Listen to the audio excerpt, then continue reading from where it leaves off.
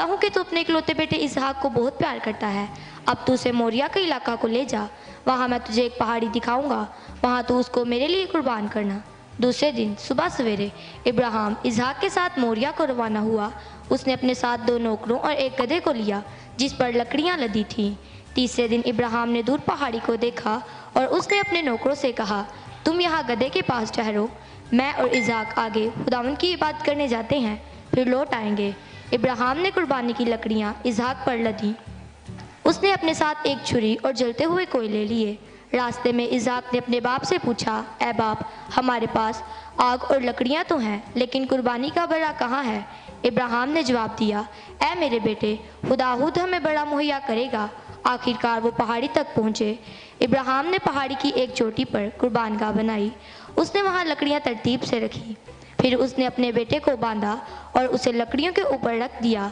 उसने इसहाक को कुर्बान करने को छुरी उठाई तो खुदा के फरिश्ता ने आसमान से पुकारा, इब्राहिम, लड़के को कुर्बान ना कर। अब मैं जान गया कि तू खुदा का हुक्म मानता और उसकी इज्जत करता है। इब्राहिम ने अपने चारों तरफ देखा और उसे वहाँ एक मेंढा नजर आया।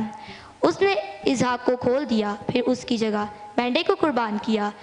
उसे सोक्तनी कुर्बानी कहते हैं। इब्राहिम ने उस जगह का नाम यहोवा यरी रखा, जिसका मतलब है खुदा मुहैया करता है। फिर खुदा के फरिश्ता ने इब्राहिम को आसमान से पुकारा और कहा, खुदा ने कहा है, इसलिए कि तूने अपने इकलौते बेटे इसहाक को कुर्बान करने से दरेक ना किया, मैं तुझसे वादा करता हूँ, मैं तुझे बहुत बरकत दूंगा, तू बहुत सी कौमों का बाप कहलाएगा। तेरी कौम अपने दुश्मनों पर हमेशा फतह पाएगी, दूसरी कौमें इनके वसीला से बरकत पाएंगी, क्योंकि तूने मेरा हुक्म माना है। आमीन। समय ईमान है कि आज की स्टोरी के वसीला से आप सबों बहुत बरकत हासिल की होगी। Thank you and God bless all of you.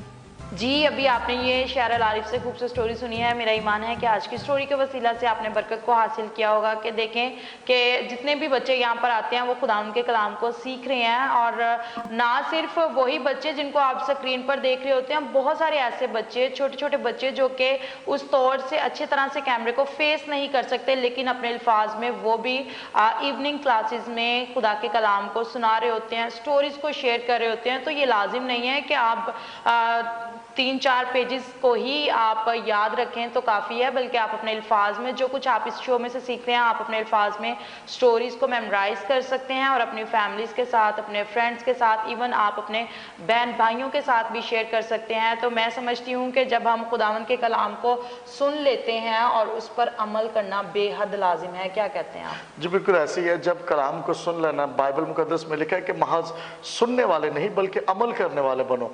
तो बहुत से ऐसे लोग हैं जो ये समझते हैं कि हम चर्च जा रहे हैं, चर्च में आधा घंटा वर्शिप कर लिया है, 1 घंटा कलाम सुन लिया है, 5 मिनट दुआ कर लिया है, और उसके बाद वो अपनी पुरानी लाइफस्टाइल पर, ज़िंदगी पर चलना शुरू कर देते हैं।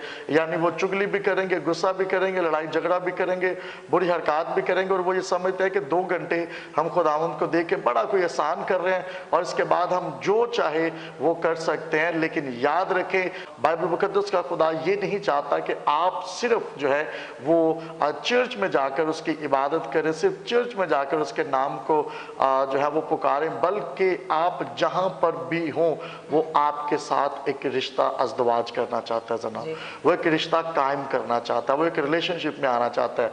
वो हमारा बाप है, हम उसके लिए पालक बेटे बेटियां हैं। तो हम सिर्फ चर्च में जाकर उसको नहीं मिल सकते, बल्कि घर में, आप जहाँ कहीं भी हैं, जॉब पर हैं, आप दुआ कर सकते हैं और हर वो अमल करें जो बाइबल की नज़र में दुरुस्त है, जो बाइबल के आईने में बिल्कुल परफेक्ट है।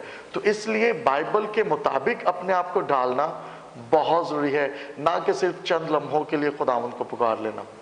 बड़ा अच्छा आप शेयर कर रहे हैं। जैसे कि पास्टर सहवान की आप बात कर रहे थे कि बहुत सारे चर्चिज़ में संडे स्कूल हैं, लेकिन उस तौर से हमारे मसीही बच्चे जो हैं वो वहाँ पर नहीं जा रहे। तो आप क्या कहते हैं कि कितना लाजिम है कि हम डेली क्लासेस लें कि या वीकली ही बेस्ट हैं? मैं ये समझता हूँ जनाब कि डेली क्लासेस अगर स्कूल में 1 हफ्ते के बाद बच्चा जाए तो साल बाद उसकी रिपोर्ट देख ले क्या आएगी।